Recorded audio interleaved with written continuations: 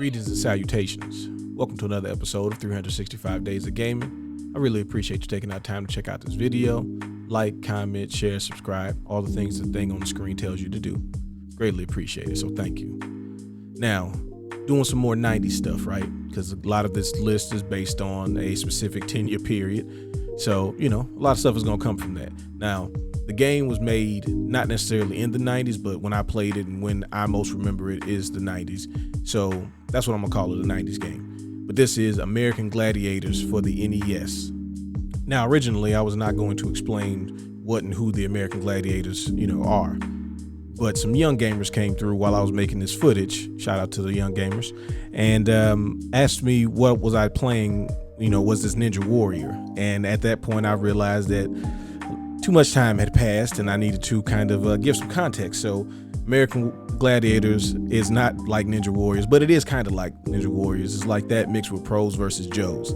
So in the game, you play essentially a Joe and you're trying to take down the pros who have names like Blade, Turbo, among many others. So that's basically the game, right? And this was a TV show that ran in the late 80s, early 90s. And of course they had a video game about it, because why wouldn't you have a game about it? And of course I played it, because why wouldn't you play a game based on the show I just described?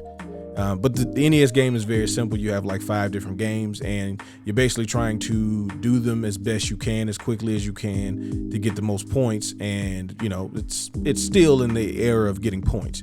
But if you've watched the show and you play this game, you notice really quick that it is based on the time and technology and everything like that. It's a solid representation of what the show really was. There's obviously some limits in technology going on here with the NES and the 8-bit era, but I felt like when I played this game as a kid, like, hey man, it's kind of pretty much the show. Like, this is a good representation. It's not a 1-to-1, but I feel pretty good about this. This was solid. And the games are all funny, right? So you got to score different goals in the basket in one game, and they're trying to knock him out of your hand, and that's the Powerball.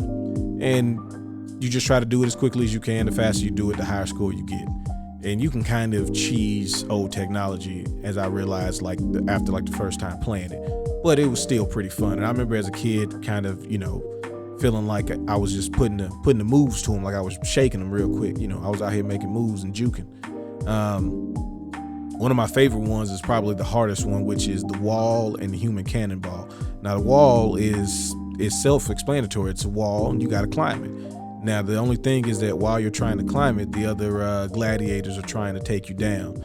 But that's not the problem, as you can see from the footage. My problem isn't, the gladiators themselves, but more so me and my inability to climb the wall correctly. The thing that's kind of hard is you have to not miss any block. So if you try to climb to any missing block, you automatically fall down, and that's a very difficult task. So and also I'm trying to go fast, so don't judge. Just know I was doing my best. And then also like the cannonball one, and the cannonball one is crazy because you have to jump and grab the rope to swing on, which is already hard enough, but if you grab it certain ways, you can't land the attack effectively.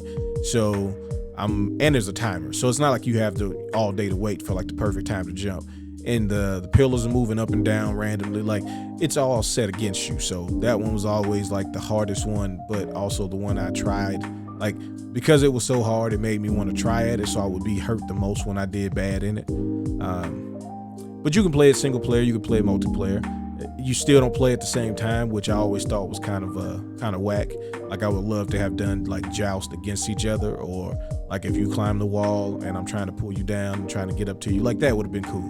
But either way, it was still a solid game, something I played. And one of the games I really thought early on as they can actually recreate what I see on TV in video game form. This was one of the first things to let me see that, and not just on some Tecmo Bowl stuff, which was kind of a product of its time as well, but not as fleshed out as what became Madden, but more so games that were Double Dare and Family Feud and those type of games, which we'll probably have episodes. And trust me, those are quality games, at least to me. I don't care.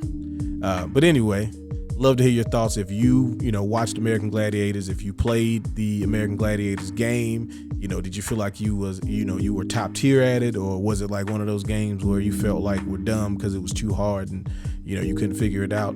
But either way, also the only reason this game is on the list is because we didn't get a WMAC Masters game. If we'd have got that, that'd probably be the only game I'll be playing right now. But anyway, that's a deep cut. Appreciate you checking out the video. Hope y'all having fun. Y'all being safe. Peace.